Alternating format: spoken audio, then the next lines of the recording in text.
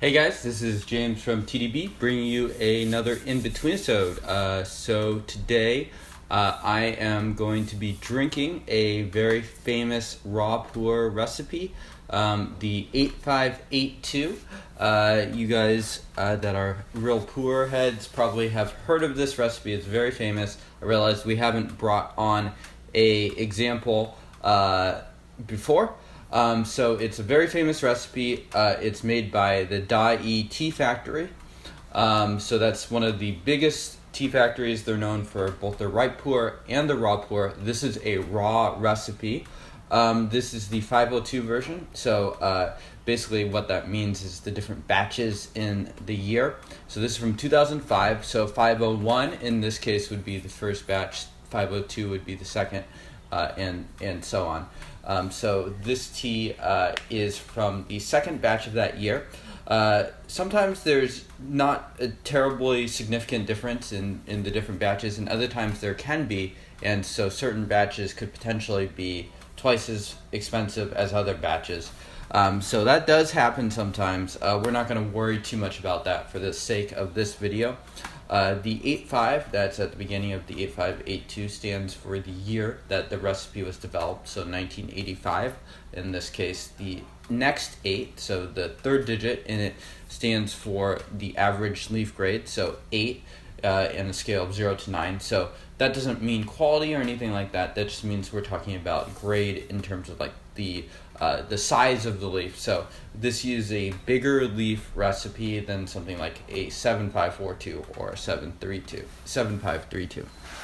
Okay, so we are going to get drinking. This tea has been stored in Taiwan. I also want to say thanks to Marco for sending this tea my way. And yeah, I'm looking forward to get going. It's got a lot of sweetness coming off of this aroma, some floral aromatics, some pretty basic raw pu'erh stuff. This has been aged for 12 years, so it's had a chance to mellow out a little bit.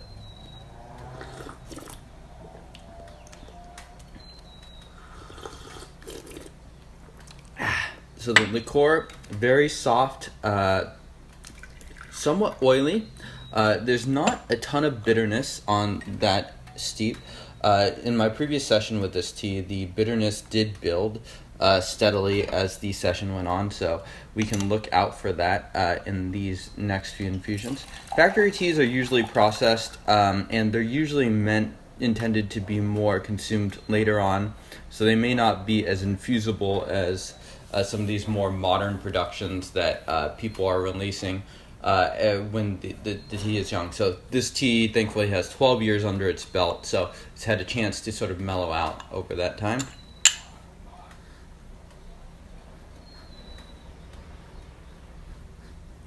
So maybe some soft dry wood pine tones. The storage I would see has definitely been very clean, probably towards the dry stored end of Taiwan, I would guess.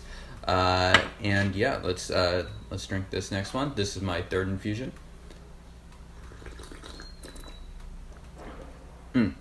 So starting to get some of that bitterness. The color has thickened and deepened in each steep, so we're getting sort of an orangish red now.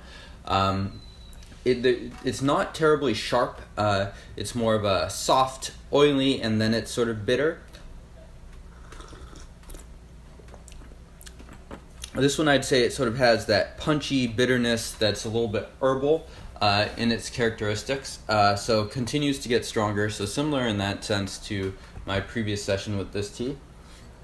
Another thing to pay attention to is sort of how that bitterness sort of evolves in the mouth. For me, this bitterness is pretty quick transforming. So that's to say that it's bitter immediately and then it sort of transforms into sweetness. So I actually do enjoy that sort of characteristic in a tea like this.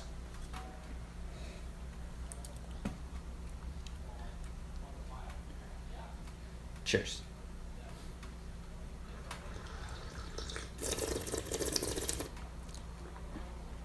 So yeah, definitely pretty a little bit more bitter in this next tea. I'd say that this session is a little bit stronger than my previous one. The bitterness is the good sort. So I definitely say I prefer this tea over the 7542, which I've also recently had from the same year. That tea is a little bit, sort of has an interesting herbal character. It's a little bit different. This has more of that soft, big, broad profile that I tend to go for.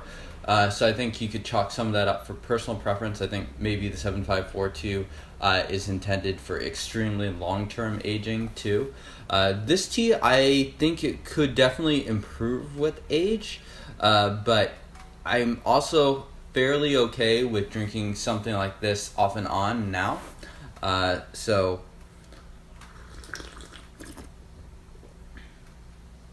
So I'd say it builds a lot in sort of that woody pine note category. So some tree bark, a bit of that sort of like mentholated camphor, as people refer to it as. Pretty strong brew. It's a bit stronger than I remembered. I've been drinking some older teas this morning, so I think that's messing a little bit with my taste perceptions. And so I think that just about wraps up everything I have to say about this episode. If you haven't had it before, check out a legitimate Dayi 8582 recipe if you can track it down. If you get one from the last 10 to 13 years, it's not terribly expensive. I don't know what this tea currently goes for, but it should be under $100 US, I would guess. So get something with some age, but isn't too outrageously expensive. One thing to watch out for also in the market is that just because it's numbered 8582 doesn't necessarily mean it's a legitimate Munghai Tea Factory recipe. Just because a lot of like sort of third-party factories have sort of taken advantage of this recipe because it's so well known, so they end up making productions and sticking that label on, and that it doesn't necessarily, so you need to just keep that in mind and look out for something that is a Dayi factory. Just because something is labeled as an 8582 doesn't mean it is necessarily so. So a place like Dayi will have sort of the quality control, and they'll know how to make this recipe. So it's going to potentially come out a little bit different if it's made by somebody else per se. So sorry if that didn't make sense, but feel free to ask any questions below. Again, thank you to Marco for sending me this sample. I enjoy this tea, and I think it's, depending on what price you can get it for, I think it's a pretty reasonable tea to look out for. It's sort of at that good stage of like, it's okay to further age this tea, but it's also pretty infusible. It's been smoothed out enough over the last 12 years that it's drinkable now. I forgot to mention that next episode we will be bringing on a 8582 from 2008, or I will be. So come check that out. The tea is also from Marco. It's also been stored in Taiwan. So looking forward to that comparison. I have identical gaiwans here, so we can do a little bit of side-by-side comparison. I will see you guys soon.